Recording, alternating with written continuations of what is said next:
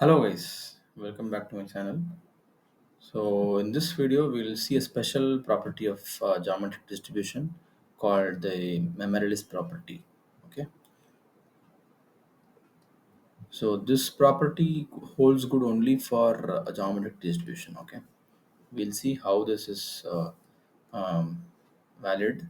The statement goes something like this. Okay, P of x greater than x plus y, given that x greater than x is equal to p of x greater than y. So you can we can avoid confusion by taking any two variables, okay, a or b. So just we can just choose a and b, okay, if you want. So this will be a plus b. Just a second, we'll take a and b, okay.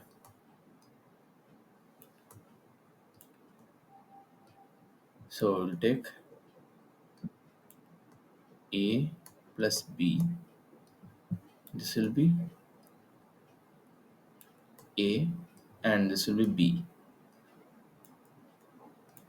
Okay, now this we will try to prove this equation, okay, this equality, to be more precise. Okay, so this will hold good only for geometric distribution. Okay, now we'll see before seeing this proof, we'll first see what is p of x greater than any random a. Okay, what is p of x greater than a?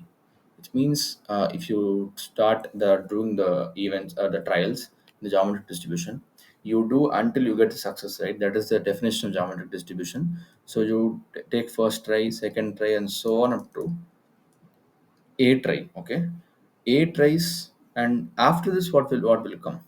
A plus one try, a plus two try. So they're asking only this part, p of x greater than a, this part, right?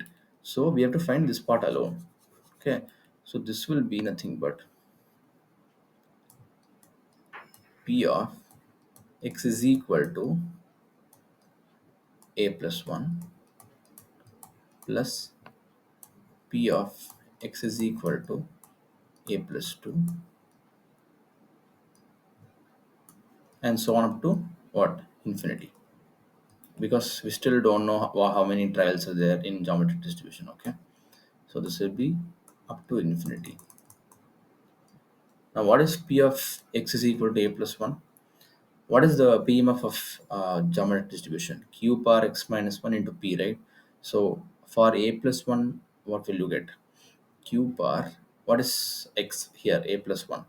A plus 1 minus 1, which is a, times p, plus what is p of x equal to a plus 2? You get q bar a plus 2 minus 1, which is a plus 1.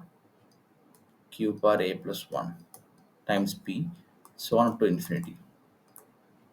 Okay, now this is again same good old infinite GP. Okay, q bar a plus q bar a plus 1.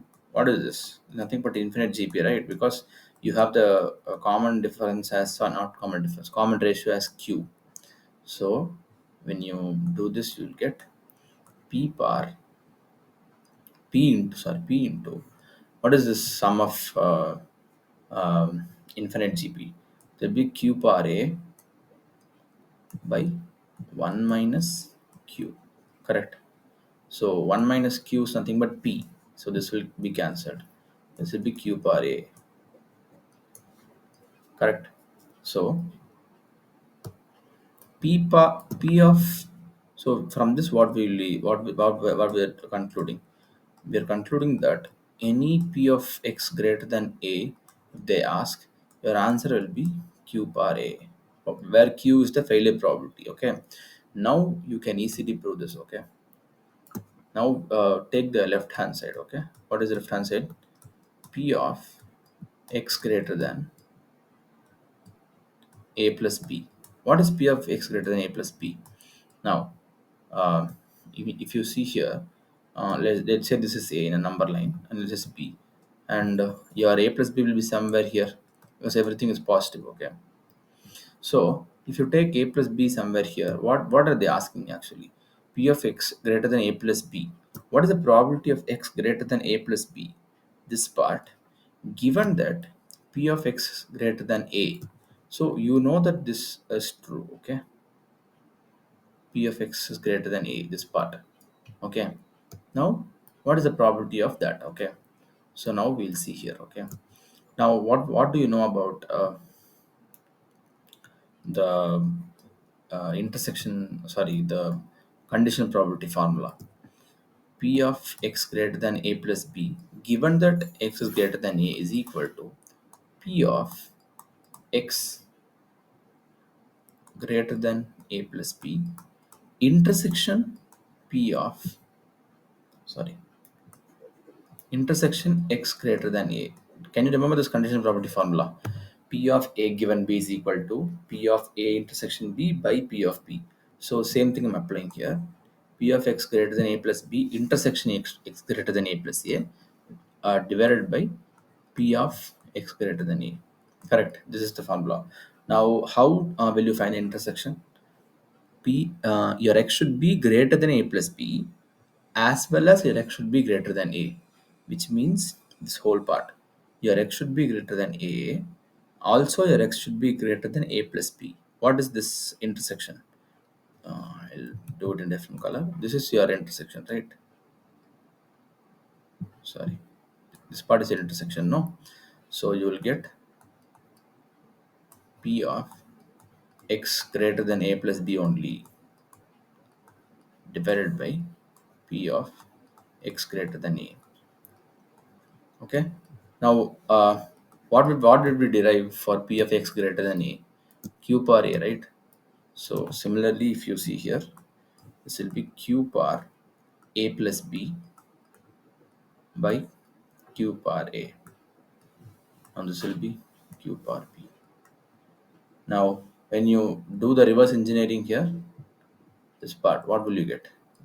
Q bar b is nothing but P of x greater than b. Correct? Isn't this our LHS? Sorry, RHS. It's nothing but our RHS. What we have to prove. Correct? See, if you want, you can see the statement here. Very simple. There's nothing. Proof is very, very intuitive and very simple. Just we have to find what is the probability of x greater than a, and you get that as q bar a, and you should know the conditional probability formula. Directly apply this, you get this RHS. Now, where this is helpful.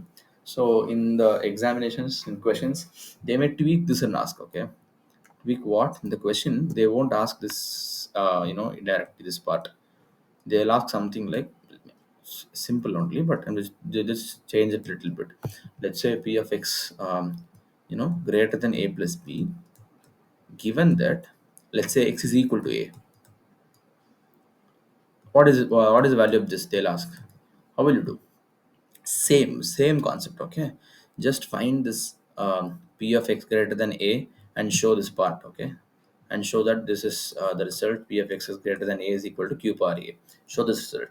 And finally, when you do the conditional probability given that part, you can draw this number line and show the intersection part. Nothing. Here the intersection is x greater than a. In our case, it will be in this question, what they asked, it will be x is equal to a. So what is the intersection between x greater than a plus b and x is equal to a? Nothing but x is equal to a only, no? Because that's the common part. So something like this, okay? Something we'll ask, but using this conditional probability, you can find this intersection and find the answer, okay? This is why you have to know the proof of everything, okay? It's not that they will ask the proof directly. So people might think, why should we learn this proof or mean variance? They will not ask directly, okay? Maybe after discussing all the distribution, I'll take some questions in common, not the problem, the situation based question. I'll take some such questions, okay, where you have to apply all this, series expansions, conditional probability, some binomial theorem when we prove the binomial distributions mean and variance. So everywhere you have to know how to do the proof. That's when you will know how to apply that when they tweak the questions and ask, okay? Every time they'll not ask directly the 10 dice is rolled, what is the probability of 2 dice getting 6 on their faces? No, every time they won't ask that. Okay, so this is about memoryless property of geometric distribution. If you have any doubts, you can ask below. Now, next video will be about the problems. Okay, this is the pattern we will be following. Okay, condition, PMF, CDF, mean, variance. Only in this distribution we got memoryless property. Okay. Apart from that, next is the problems. Okay. Now after this, we'll move on to the next distribution. This probably be negative binomial, I think. Okay. So until that, you keep revising and just write down these derivations and see if you can do it on your own. Okay. Thank you guys. Thanks for watching. Bye.